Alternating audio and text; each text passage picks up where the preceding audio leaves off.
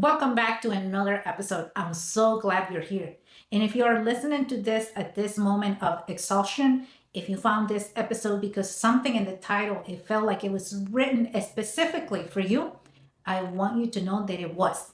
Not by accident, not by the algorithm, by something much more intentional than that. You were led here. And today we're going to have a conversation that I believe it has the power to fundamentally change the way you relate to your work, to your business, to your ambition, and to yourself. Today we're going to talk about burnout.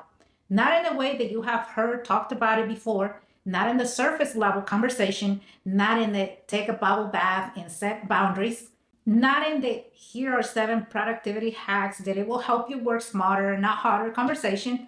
No, the real conversation. The one that goes underneath burnout. That asks not just about what burnout is, but why it keeps happening, why the break it doesn't get fixed, why the vacation doesn't fix it, why the new strategy, the new schedule, the new morning routine, why none of this it seems to fix it. Why you come back from rest to feeling temporarily better and then find yourself in the exact same place. 6 weeks later, depleted again, running on empty again, question everything again. We're going to talk about the root because burnout is not a time management problem. Burnout is not a productivity problem. Burnout is not even a workload problem. Though we will talk about workload, burnout is a misalignment problem. It's what happens when a woman who built her business or tries to build a business from the wrong place, from a place of fear instead of a calling, from a womb place instead of a foundation. And when you understand that, when you genuinely understand that, you stop trying to fix burnout by working less. You start fixing it by building differently, by being different, by becoming the woman who can hold a thriving growth, expanding business without costing of her soul. That woman exists. And she is who this conversation is about. So settle, get comfortable, and if you're driving, keep driving, let this land. And if you're folding laundry, keep folding, but let it land. And if you have few minutes of a quiet time in your car before you go back inside and become everything to everyone, this is for you. Let's begin.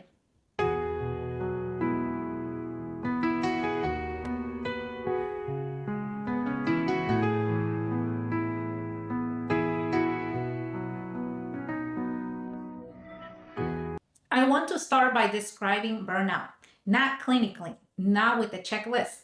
I want to describe it what it actually feels like in the body, in the spirit, in the day to day reality of a woman who's building something while burning down. Because I think a lot of women are in burnout right now and they have not named it yet.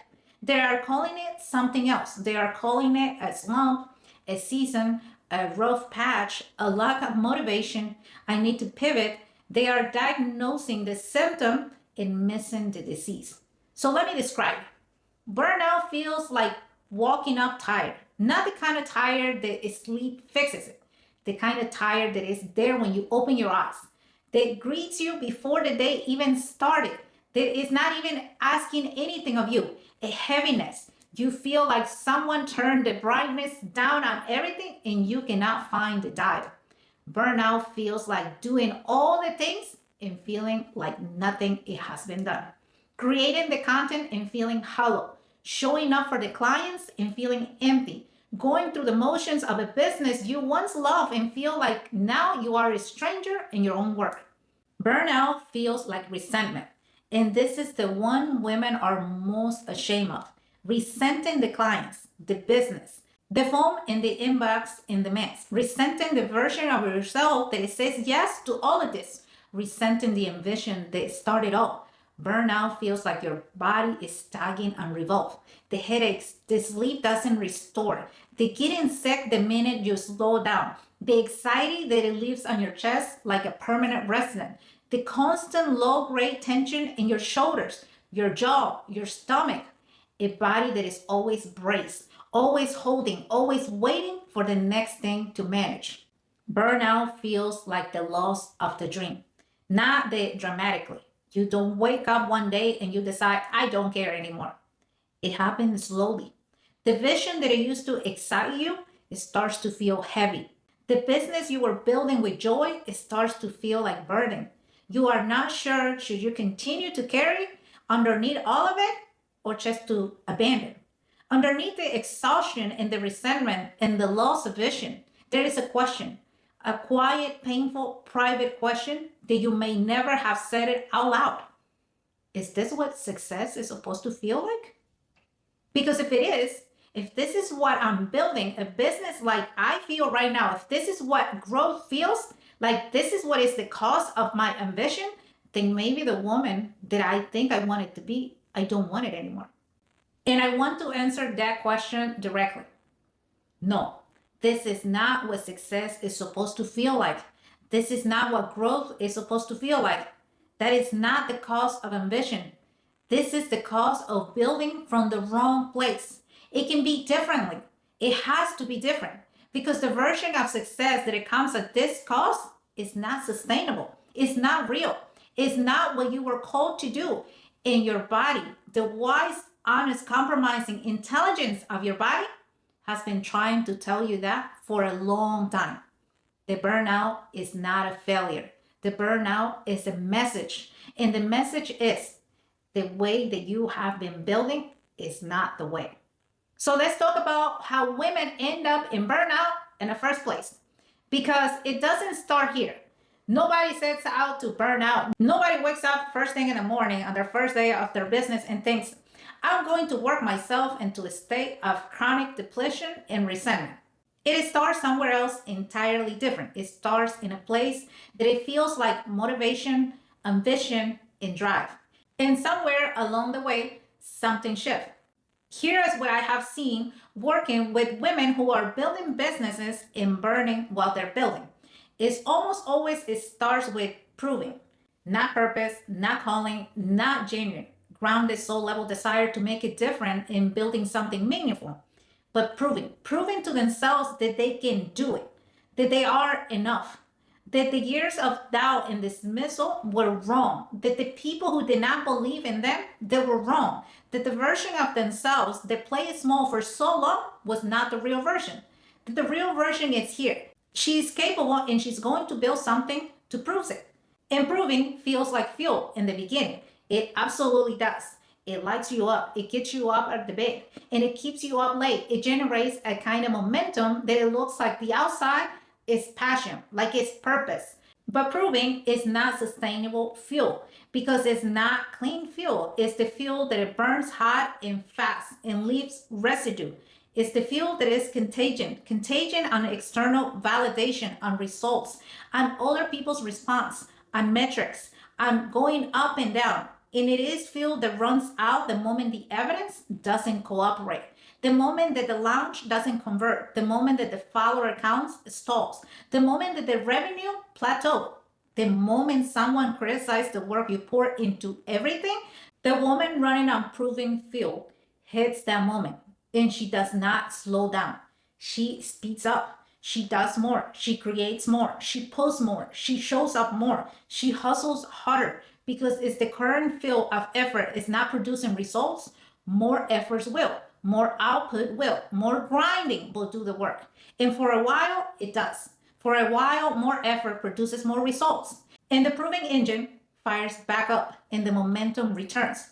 But the cost goes up every cycle. Every time you push through that depletion, instead of addressing it, the depletion goes deeper. Every time you override your body's signals, instead of listening to them, the body turns up the volume. Every time you skip the recovery, the rest, the restoration, because there is no time, because the business needs you, because you cannot afford to stop, the debt accumulates. Until one day, and for many women, it is a very specific day, a specific moment. The body collects all of that, and you cannot work anymore.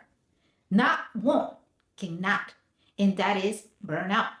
Not a choice, not a weakness. The inevitable resolve of a body and spirit that it have been running on the wrong fuel, in the wrong direction for too long without real replenishment.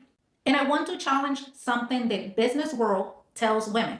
And I want to challenge it directly because I think it is one of the most damaging lies in the entrepreneur space. The lie is this. If you want it badly enough, you will do whatever it takes. And the other lie is if you're not burning out, you don't want it badly enough. And I want to dismantle that completely. Burning out is not an evidence of insufficient desire. Burning out is evidence of desire without foundation, ambition without alignment, movement without roots. The women that I have seen burn out the hardest are not the women who don't care. They are the women who care the most. The women who are most invested, more passionate, more committed to the vision that they're trying to build. The women who will do whatever it takes, and they're now paying the price. I did that myself. Burnout does not happen to the women who don't care. Burnout happens to the women who care so much that they override every internal signal that it tells them to stop, to rest, to recalibrate, to choose differently. So if you are in burnout right now, or approaching it, or recovering from it for the third time, I need you to hear this. Please, it's not a sign that you don't want that. It's a sign that you want it so much that you have been willing to sacrifice yourself for it. And that sacrifice is not noble. It is a symptom of a woman who has not learned yet that she is not separated from her business, that she cannot pour from empty, that the most strategic thing that she will ever do for her business is to take a radical, non-negotiable care of the human being who's running the business. You are the business, not the strategy, not the funnel, not the content, not the offers. You. And when you burn, the business will burn every time, no exception. So when you feel like that, your business is feeling it. Let me talk about the nervous system again, because I talk about it a lot in my coaching, in this podcast, in every conversation I have with women who feel stuck, because I genuinely believe this is one of the most important and the most overlooked pieces of the business growth in conversation. Your nervous system is not just a personal health issue, it's a business performance issue. Let me explain what I mean. When your nervous system is in a state of chronic stress, which is the state that leads to and sustains burnout, several things happen that directly impact your ability to build the business. Your decision making becomes reactive instead of strategic. When the nervous system is in a stress response, the part of your brain responsible for long-term thinking, for nuances, for creativity, for perspective goes offline.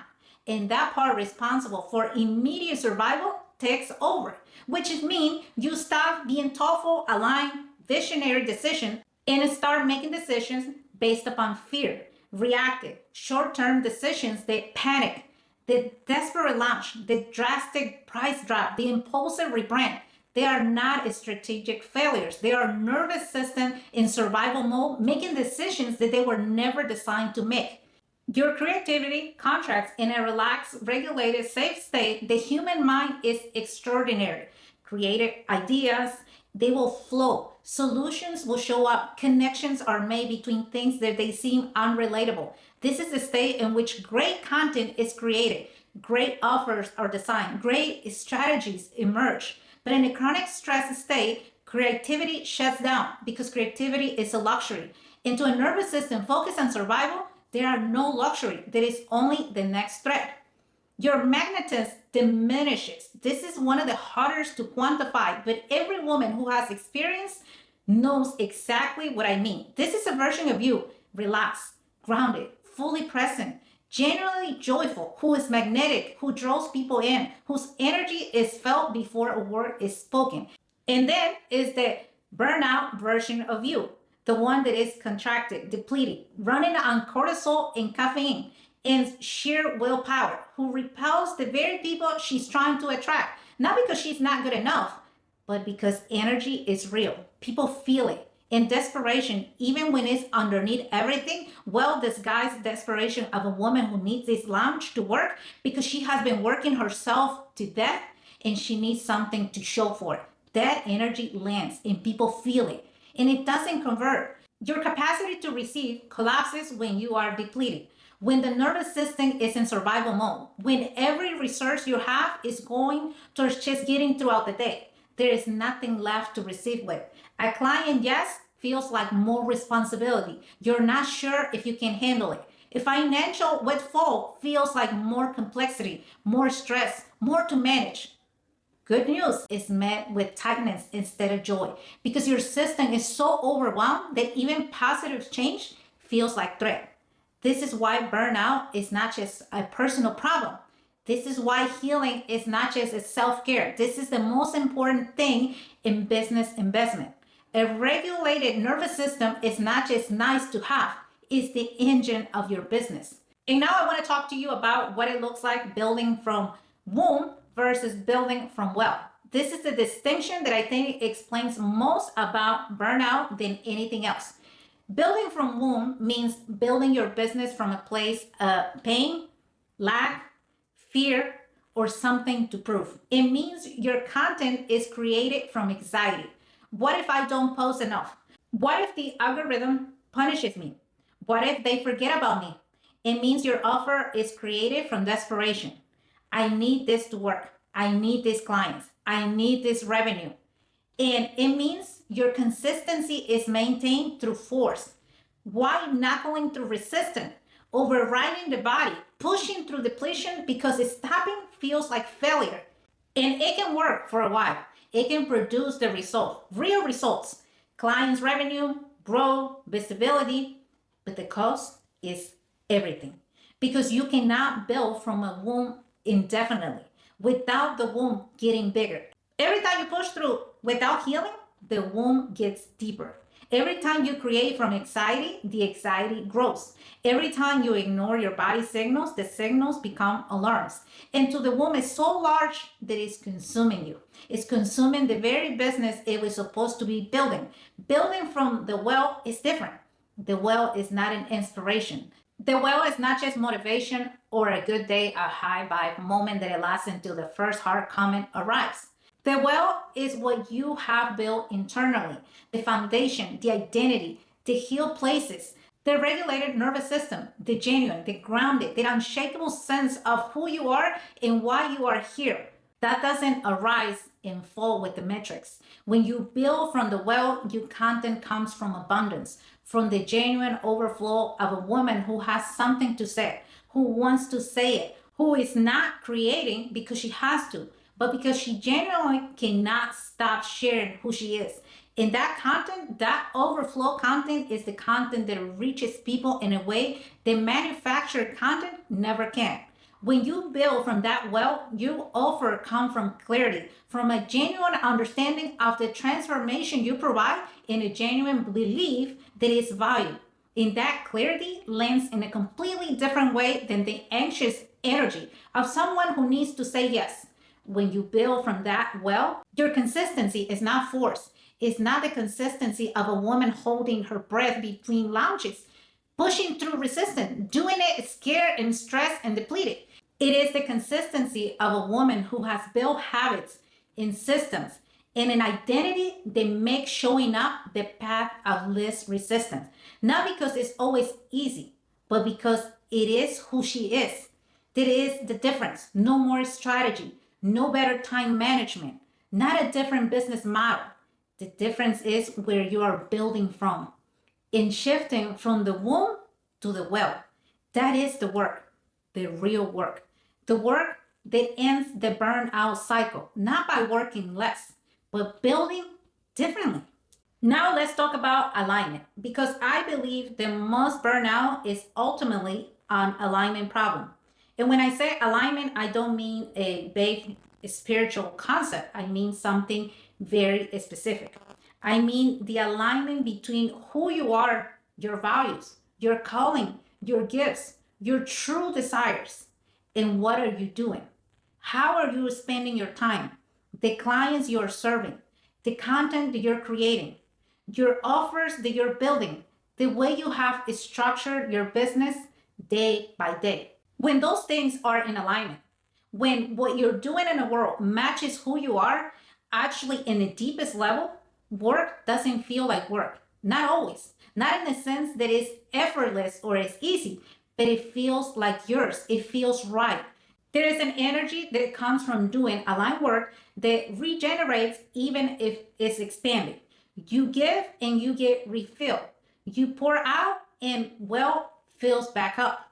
When those things out of alignment, when you're creating content in a voice that is not really yours, serving clients who drain you, selling offers that you don't believe in it, building in a direction that it was chosen out of fear, or maybe you're chasing a trending or someone else's definition of success is now in you. Work costs more than it gives you back. Every hour of it, every post, every call, every launch, every delivery. And you can sustain that on willpower, on obligation, on the sunk cost, on how much you have already invested. On the fear of omitting, what if this is not it? What if this is not me? But eventually, the misalignment wins. Eventually, the body stops cooperating. Eventually, the burnout arrives. And the burnout, as painful as it is doing you a favor because the burnout is telling you the truth. That truth that you have not wanted to hear. You have been so busy because you don't want to hear it. This is not aligned. This is not sustainable. This is not the way. There is another way. And the burnout is the invitation to find it. Not by quitting everything and starting over. That is not what I'm saying. Sometimes the issue is not the business itself, but the way the business is being built. Sometimes everything needs to change. Sometimes very little does. The aligned work is discernment work. It is sitting quietly enough, long enough, with yourself enough, honesty to separate what is truly yours, truly called, truly aligned, truly life giving from what is performance, what's people pleasing, what's fear based, or what is inherited. And then building for what is truly yours, only from that. And I want to address something that it comes up every single time. Every time I have a conversation with an ambitious woman, and that is the guilt of resting, the guilt of slowing down. And I used to have that guilt. I used to be that woman. The guilt of doing less, even temporarily, even strategically, even in service of building something more sustainable. Because here's the message that ambitious women have received that from culture, from family, from the entrepreneur world, from their own internal judgment, and receive it so deeply that it feels like it's true rather than conditioning. Your worth is your productivity. Your value is your output. Your right to rest must be earned by results. And if you have not hit the goal yet, if the revenue is not there the way you want it, or the subscriber count is not the way you imagine to have, if the business is not yet where you envision to be, then you have not earned the right to rest. You have to keep going. You have to keep pushing. Rest is when you make it. Rest is for later. And I want you to dismantle that belief today. Because I used to believe that because I was wired that way. My womb, it was so deep into these beliefs. And I want you to know this truth completely. Your worth is not your productivity. Your value is not your output. And rest is not reward for results. Rest is required for building them. Your creativity requires rest. Your decision making requires that time to rest. Your nervous system requires that rest, genuine, unearned, unconditional rest, not as a treat, but as a biological necessity. And the guilt you feel around resting, that guilt is not wisdom. That guilt is conditioning. That guilt is a program that it was installed in you, possibly very early, possibly by people you love, by the culture. That culture that profits from exhaustion. A program that it keeps you productive and compliant and too depleted to ask the question that might change your life. Is how I actually want to build? Is this pace sustainable? Is this the version of success I actually want? You deserve to ask those questions. Not just when you have hit the goal, now. Because a woman who is too burnt out to question the way she's building will never be able to change the way she's building. The questions require space. The clarity requires rest. The realignment requires you to stop long enough to hear what is the truth. What is actually that truth? And the truth, when you finally get quiet enough to hear it, is usually not that you need to work harder. It's that you need to work differently. You need to be more aligned. What you're doing is not the right road. You need to be more rooted, more from the well, not from rushing, not from fear. So let's talk about boundaries. I know everybody talks about boundaries, and by this point, and the personal growth programs that we see online, on social media, conversation, a lot of women have had complicated relationships with that word. They have been told to set boundaries. They have tried to set boundaries. They have set boundaries that lasted maybe 3 days, and then everything collapsed under the weight of everyone else who needed something and they expected something from you. And they have concluded that they are bad at boundaries. They said, no, I can't put boundaries. I'm no good at it. It's not that you're bad at boundaries. You have not addressed the reason why boundaries don't hold. And the reason why boundaries don't hold for most women is not that they lack knowledge. It's not that they don't know that they need boundaries. It's not that they have not heard the advice. It's that they have a deeper belief and they do not have the right to them. That belief is the reason why boundaries keep breaking. That your needs are less important. That they're saying no means they are being selfish. Every time you say no, oh, I'm being selfish. They're being available constantly, completely, at all times is part of what makes them good. Good mothers, good coaches, good friends, good women, good entrepreneurs. This is not a time management problem. This is an identity problem. A woman who genuinely believes she is worthy, who has built that belief in her bones, not just in her affirmations, that woman can hold a boundary. Not because she is never uncomfortable, but because in her sense of self, she is not contagion on everyone else's approval. She can disappoint people without destroying herself.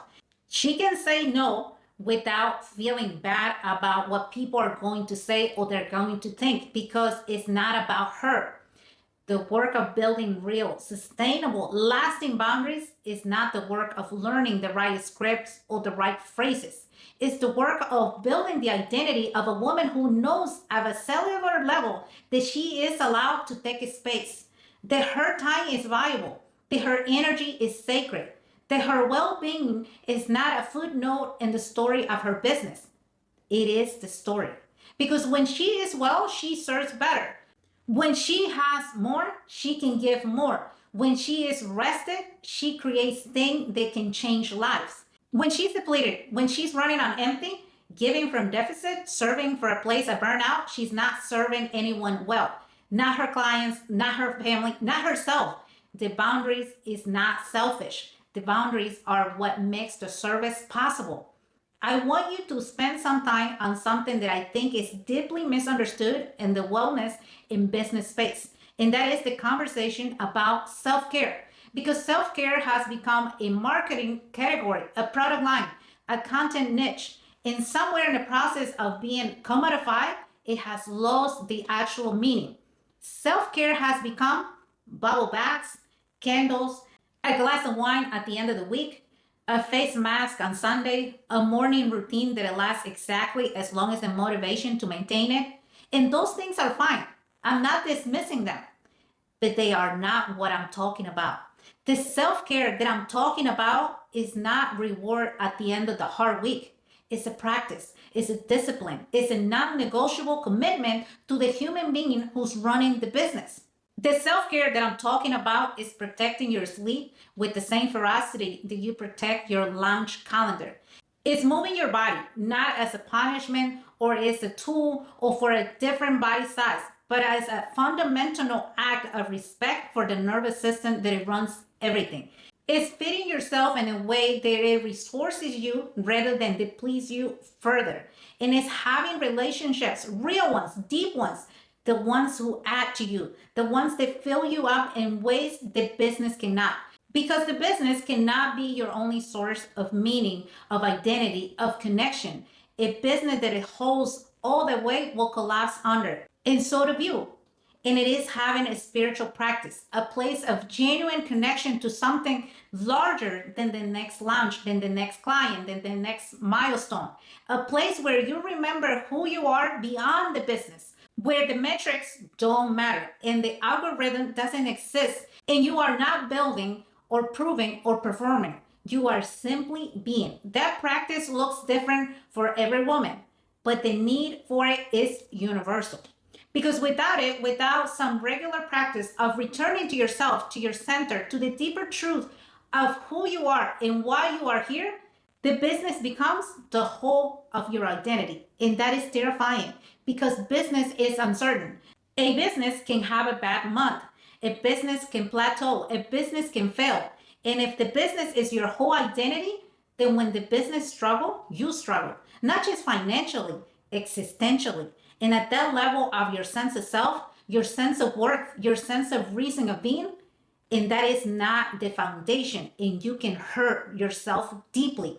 That is a house built on sand, and the burnout that it comes from it is not just exhaustion, it is the identity crisis.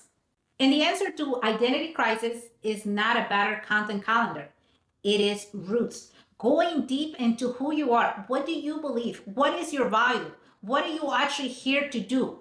Deeper than business, deeper than goals, deeper than the metrics, in building from there. Now I want to talk about pace because I think one of the most radical acts of resistance in the modern entrepreneurial world, and specifically for women, is choosing a pace that is sustainable over a pace that is impressive. The entrepreneur culture glorifies speed. Move fast, scale fast, grow fast.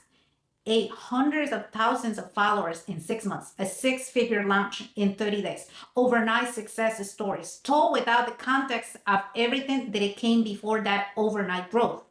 And women already conditioned to prove themselves in spaces that they were not built for them, already operating for nervous systems that they are carrying more than they should be asked to carry.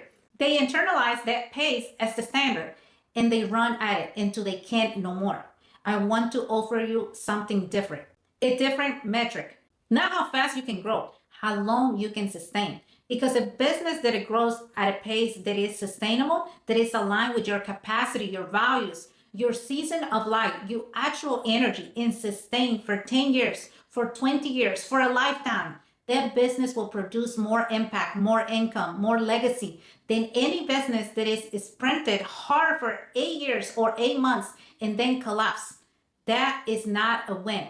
Not because slow is better than fast, but because sustainable is better than spectacular than broken. And sustainability requires you to be honest about your capacity, not the capacity you wish you had, not the capacity of the woman you follow on Instagram, on TikTok, whose business model who have no real visibility into what's really happening behind the scenes. Your actual capacity. What is your capacity where you are right now with the life you actually have, with the season you're actually in? That honesty requires courage because in a culture that rewards hustle and punish rest, saying my sustainable pace is 2 pieces of content a week can feel like a failure. It's not failure, it's wisdom. And building at that pace consistently for years, that is how legacies are built. Not by burning bright and going out, by building it slow and going a long way. Now let's talk about joy because I think we have lost it. I think somewhere in the conversation about growth in strategy and scale, we forgot that joy is not just a nice feeling to have while we're building a business, but joy is a signal. It's something very important in our life. Joy is information. Is your soul telling you, this is aligned, this is right, this is what I'm here to do? And in the absence of joy, the flatness, the going through the motions, the hollow feeling of doing things that once feel like you were up and then now you're feeling like nothing. That is also a signal. Something is off. Something needs to change. We have drifted from the center, and instead of to listening to that signal, instead of stopping, getting quiet, asking what it means and what it's trying to tell you, most women override it. They push through, tell themselves this is just a season. They tell themselves the joy will come back when the results improve. But joy does not follow results. Results follow joy. This is one of the most counterintuitive and most important things I can tell you. When you are creating from a place of genuine joy, from the deepest satisfaction of doing work, what is truly yours, truly aligned, and an expression of your gifts and your calling, that joy is felt by everyone who encounters your work. It is in the content, it is the energy of the offer, in the client experience, in every piece of what you put out into the world, it attracts, it converts because joy is present. It builds a following not of people who are just consuming your information, but of people who are genuinely moved by your presence, who feel something when they engage with your work, who keep coming back not because the algorithm served them your content, but because what you create touched something real in them. That is what joy sourced work does. In the alternative, the content created from obligation, from pressure, from anxiety, from desperation. That desperation, the need to stay visible before the algorithm penalizes you for disappearing, that energy is felt too. And it doesn't convert the same way. It doesn't touch people in the same way. It performs without connecting. And in a world where everyone is performing, where the content landscape is more saturated by the day and the noise is louder and louder than it has been ever before, connection is the only thing that it actually cuts through. Joy creates that connection. Burnout creates performance. In performance, no matter how polished, is not what it builds real business. Connection is. And I want to address growth directly because some of you who are listening to this and thinking, this all sounds beautiful, this all makes sense, but I need to grow. I need more clients. I need more revenue. I need more visibility. And I'm afraid that if I slow down, I rest, I prioritize alignment over output, I will fall behind. I will not grow.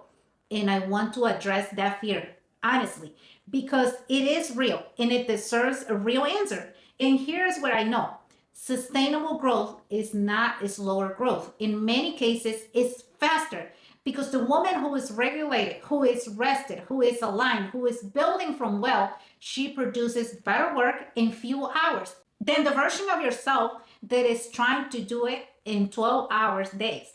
She makes better decisions, clear, more strategic, more visionary decisions because her brain is not running on cortisol in depletion. She's more magnetic in her content, in her conversation, in her sales calls because she's actually present, actually here, not halfway here while the other half is managing anxiety or everything else that she needs to get done.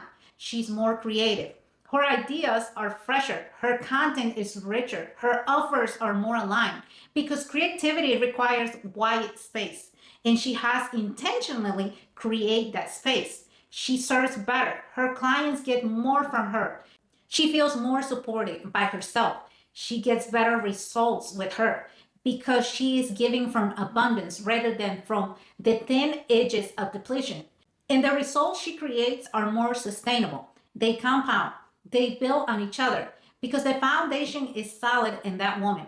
Running the business is not about hitting the wall. So if you're afraid that choosing sustainability means sacrificing growth, I want to offer you the possibility that it is the exact opposite. That the most powerful growth strategy available to you right now is not a new funnel. It is a new relationship with yourself, a new commitment to the human being behind the business, a new decision that you are worth taking care of, that your well being is not separated from your success, that it is fundamental and it's important to make that decision and watch how growth starts to happen. I want to say something about the women that I have watched make this shift because this is not something theoretical. I have watched real women, women who were in the depths of burnout, women who were questioning why everything was happening in the way that it was creating more pain. Everything they were questioning. Women who were one hard month away from walking away from everything they have built. I have watched them make the decision to do it differently. And the transformation is not just in the business numbers. Though the business numbers change, usually dramatically and faster than they expected, The transformation is in the woman. She walks differently. She speaks differently. There is groundedness to her. She walks with confidence, a quiet, a certain that she knows what she wants and she knows she will get it. And that was not there before. Not because her life became easier, but because she stopped fighting herself. She stopped overriding herself. She stopped treating herself like she was a resource to be extracted and start treating herself like a human being that needed rest. And in that shift, the fundamental identity level and how that woman relates to herself radiates outward into every area of her life. Her relationships change, her health changed, her creativity, her business. Not because she got better in strategy, because she became a different version of herself. The version that it was underneath the burnout, the version that overworked and the proving and the pushing that it was buried that underneath. She came back. And when she came back, everything changed. That is available to you now because it is there, not someday. She's not in the external stuff. She's inside of you right now. The decision is available to you to make that decision to stop and to get her out. I want to give you something tangible before we close because I believe in practical tools, not just inspiration. I want you to leave this conversation with something you can actually use. The first thing I want you to do is an alignment audit. Not complicated, just honest. Look at the different areas of your business, the content you create, the clients you serve, the offers you sell, the schedule you keep, the way you spend your time, and ask yourself one question about each category. Did this gives me the energy or takes it from me? That's it. That is the whole question. Not is this performing well? Not should I been doing this? Not did this make sense strategically? No. The question is, did this gives me energy or takes it from me? The things that consistently take energy without giving any back, those are misalignment signals. Those are things to be examined, to question, to consider changing, delegating, releasing, or healing your relationship with it. The things that they give you energy, even if they're challenging, even if they require effort, those are worth your time. Those are your North Stars. Those are the things to start building more of, to center your business around. The alignment audit is not one-time exercise. It's an ongoing practice. A regular check-in with yourself about whether you are still building from the right place. The second thing I want you to do is to establish one non-negotiable. One thing, just one, that you will be committed to protect regardless of what the business demands. It could be your mornings, your Sunday, your workouts, your prayer time, your 8 hours of sleep. One thing that is yours. That is not on the table. That is not a sacrifice on the altar of productivity that you cannot move. And I want you to treat that non-negotiable not as a luxury, but as a sacred commitment to yourself, to the woman behind the business, to the understanding that she is the most important asset of the business. And she requires consistent, unconditional investment. Start with one and honor that fiercely. Don't let go and watch what it does, not just to your well-being, but to the quality and creativity and the way that it brings everything else to yourself. The third thing I want you to do is to give yourself permission. Permission to grow at a pace that is sustainable. Permission to rest without guilt. Permission to do less and do it better. To say no to the things that they are not yours, that they're draining you, and yes to the things that they're fulfilling you, that they're pouring more on you. Permission to build a business that it is an expression of your wholeness rather than a monumental to your suffering. You don't need anyone to give you that. You just need your own permission to say, yes, I deserve this. I'm allowed to give this to myself right now. Before I close this episode, I want to speak directly to you, not to the audience in general. No, to you. The specific woman who's listening to this right now, and you are in burning out, and you are recognizing yourself in the description of exhaustion, resentment, and loss of a vision, and question whether this is really how it's supposed to feel, this is how it's supposed to be. I want you to know something.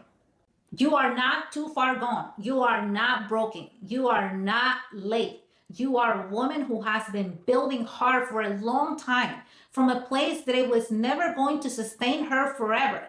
And the fact that you are here, that you are still listening, is still searching, is still asking the question of whether there is another way, that is not failure. That is the first sign of turning. The burnout brought you here.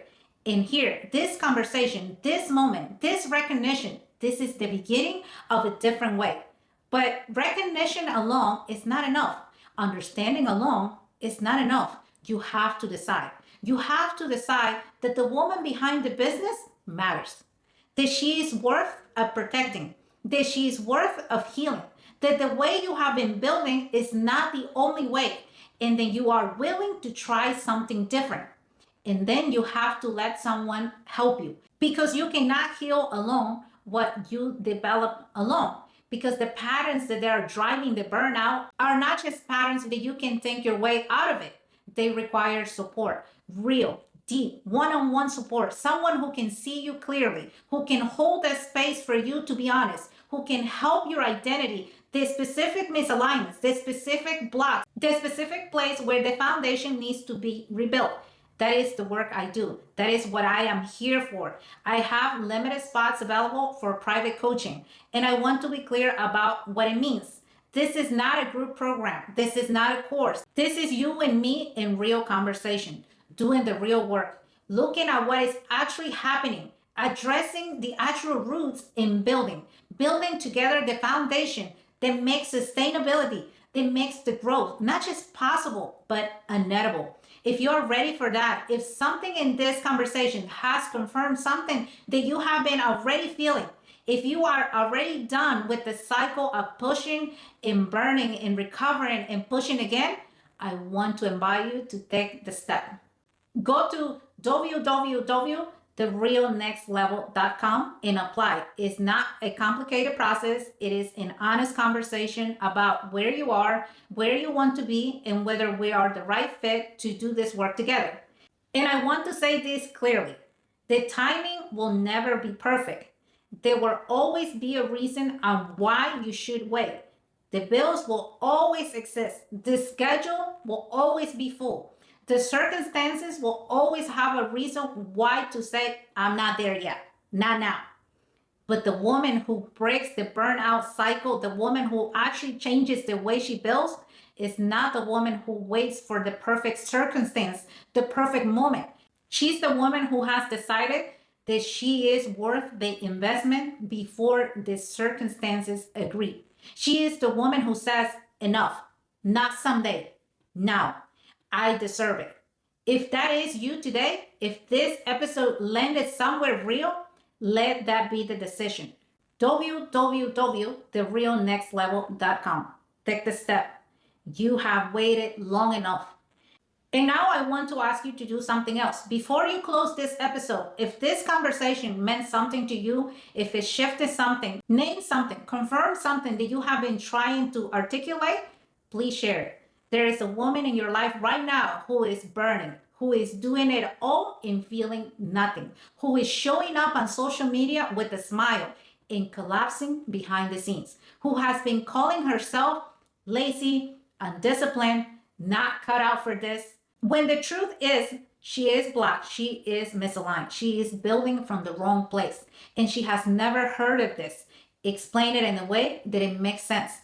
Send her this episode. Because the women who need this conversation the most are often the ones who have not found it yet. And you might be the bridge that it brings it to them. Subscribe to this podcast if you have not done it already, because every week we come back to this, we go deeper and deeper, we go more honest, we have the conversations that the business space is afraid to have because the business space profits from keeping women in the hustle. I am not here to profit from your hustle. I'm here to end it. Leave me a comment, send me a message, reach out. I want to know what landed for you today. What was the thing that hit you the most? What was the moment where you thought that was me? She's describing me. She's talking about me. Tell me, because your story matters and your voice in this conversation, It makes it richer for every older woman who finds it. I love you, and I will see you on the next episode. Remember, you are not lazy. You are not weak. You are not behind. You are a woman who has been building hard from a depleted place. And there is another way to build, a way that is sustainable, a way that is aligned, a way that it does not cost you yourself. And that way is available to you. It's starting today, right now. I will see you on the next episode. Yeah.